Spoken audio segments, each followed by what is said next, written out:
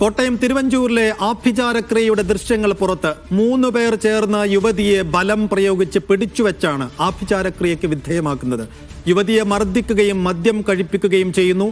കേസിൽ അറസ്റ്റിലായ അഖിൽ, പിതാവ് ദാസ്, ആഭിചാരക്രിയ നടത്തിയ ശിവദാസ് എന്നിവർ നേരത്തെ അറസ്റ്റിലായിട്ടുണ്ട്.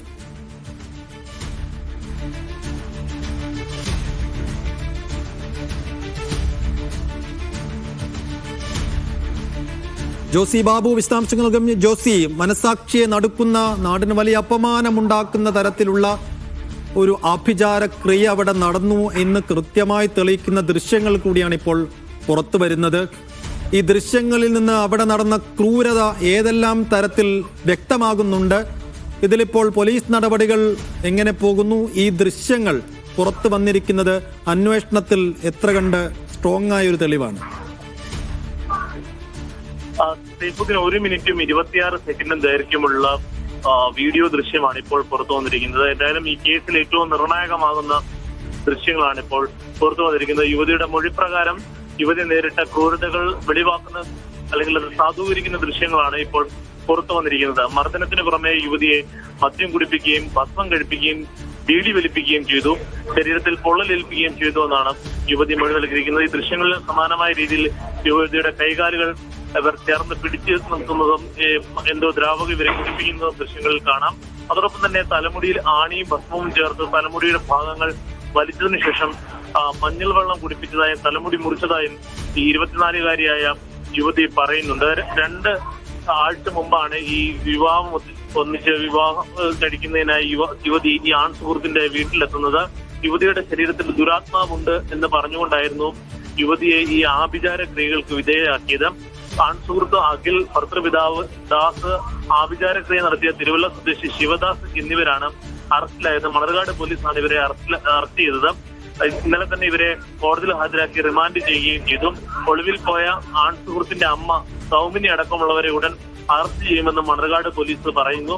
സൗമിനിയും ഈ പൂജാരിയും തമ്മിലുള്ള സൗഹൃദമാണ് ഇയാൾ ഈ വീട്ടിലെത്താൻ കാരണം. ഇയാളുടെ തിരുവല്ലയിലെ വീട്ടിലെ നിത്യ സന്ദർശകയായിരുന്നു സൗമിനി. ഇത്തരത്തിലുള്ള ആഭിചാര ക്രിയകൾ നടത്തുന്നതിനായി സൗമിനി അവിടെ പോയിരുന്നു. അങ്ങനെയുള്ള പരിചയത്തിലാണ് ഈ മന്ത്രവാദിയെ വീട്ടിലെത്തിച്ചതെന്നാണ് പോലീസ് പറയുന്നത്. അതോടൊപ്പം തന്നെ ഈ പെൺകുട്ടി വീട്ടിൽ ഈ ആൺ സുഹൃത്തുമായി ചില പ്രശ്നങ്ങൾ ഉണ്ടാകുമ്പോഴോ ഉറക്കെ സംസാരിക്കുമ്പോഴോ ഒക്കെ അത് ദുരാത്മാക്കളാണ് അത്തരത്തിൽ സംസാരിക്കുന്നതെന്നും അതുകൊണ്ടാണ് പൂജ നടത്തേണ്ട ആവശ്യമുള്ളതെന്നൊക്കെ കുട്ടിയോട് പറയുമായിരുന്നു. കൂടാതെ വീട്ടുകാരുമായി ഫോണിൽ ബന്ധപ്പെടാൻ പോലും കുട്ടിയെ അനുവദിച്ചിരുന്നില്ല. എന്തായാലും ഒടുവിൽ ഈ കുട്ടിയുമായും ഈ ഇരയായ യുവതിയുമായും കുടുംബാംഗങ്ങൾ, മാതാപിതാക്കൾ സംസാരിച്ചപ്പോൾ അവരുടെ മാനസിക നില തെറ്റിയ നില തോന്നി, അല്ലെങ്കിൽ അസ്വാഭാവിക രീതിയിലുള്ള പെരുമാറ്റമുണ്ടായി. ഇതേ തുടർന്നാണ് പോലീസിൽ പരാതി നൽകുകയും അറസ്റ്റ് ഉൾപ്പെടെയുള്ള നടപടികളിലേക്ക് പോവുകയും ചെയ്തത്. എന്തായാലും സൈഫുദ്ദീൻ സൂചിപ്പിച്ചതുപോലെ ഈ നൂറ്റാണ്ടിൽ അല്ലെങ്കിൽ മനസ്സാക്ഷിയെ നടക്കുന്ന സംഭവം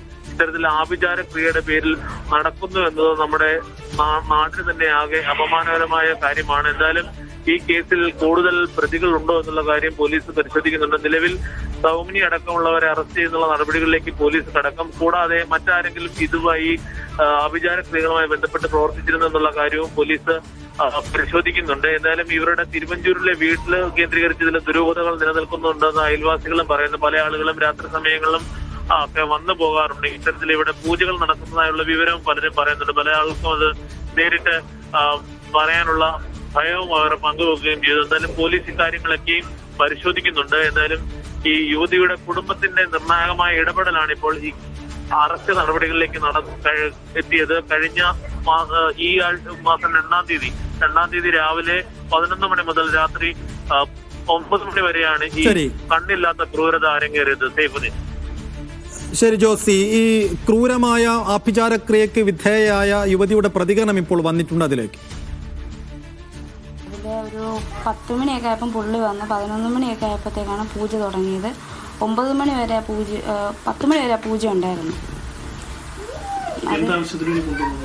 എൻ്റെ ദേഹത്ത് ഏതാണ്ട് ബാധ ഉണ്ടെന്ന് പറഞ്ഞിട്ടാണ് അവർ കൊണ്ടുവന്നത്. എൻ്റെ അമ്മയുടെ ചേച്ചി മരിച്ചിട്ട് 1 മാസമായിട്ടുള്ളൂ. അവരുടെ ഏതാണ്ട് ബാധ എൻ്റെ ദേഹത്ത് ഉണ്ടെന്ന് പറഞ്ഞിട്ടാണ് അവർ കൊണ്ടുവന്നത്. ആദ്യം പറയുന്ന അവരുടെ അമ്മയെ പറയുന്നത്. മന്ത്രവാദിനെ വിളിക്കുന്നത്. ഞാനും അവനും എന്തെങ്കിലും ഒരു പ്രശ്നം ഉണ്ടായി കഴിഞ്ഞാൽ എനിക്ക് ആ ബാധ ഉള്ളതുകൊണ്ടാണ് ഇത്രയും പ്രശ്നങ്ങൾ ഉണ്ടാകുന്നതെന്നാണ് പറയുന്നത്. എനിക്ക് ബാധയുള്ളതുകൊണ്ടാണ് ഞാൻ അവനായിട്ട് വഴക്കുണ്ടാക്കുന്ന പ്രശ്നങ്ങൾ ഉണ്ടാക്കുന്നതെന്ന് ബാധയുള്ളതുകൊണ്ടാണെന്നാണ് അവർ ഈ പറയുന്നത്. മന്ത്രവാദി വന്നിട്ട് എന്താ ചെയ്തത്? എങ്ങനെയാണ് എന്താ ചെയ്തതെന്ന്? അയാളൊരു മദ്യം ഒഴിച്ചു വെച്ചൊരു ഗ്ലാസ്സിനകത്ത്, പിന്നെ കുറേ വെറ്റ 3 വെറ്റ, അത് പാക്ക്, പിന്നെ മഞ്ഞൾ വെള്ളം, അങ്ങനെ ചുമക്കാൻ വേണ്ടിയിട്ട് ചുണ്ണാമ്പിനകത്ത് കുറച്ച് മഞ്ഞളും കൂടെ വെച്ചിട്ട് ചുമന്ന വെള്ളമാക്കി, പിന്നെ അത് കഴിഞ്ഞ് ഭസ്മം സെപ്പറേറ്റ് വെള്ളം, അങ്ങനെ ഓരോന്നും 3 പാത്രത്തിലായിട്ട് വെച്ച് അങ്ങനെ വെച്ചിട്ടാണ് ഓരോന്നും തുടങ്ങിയത്.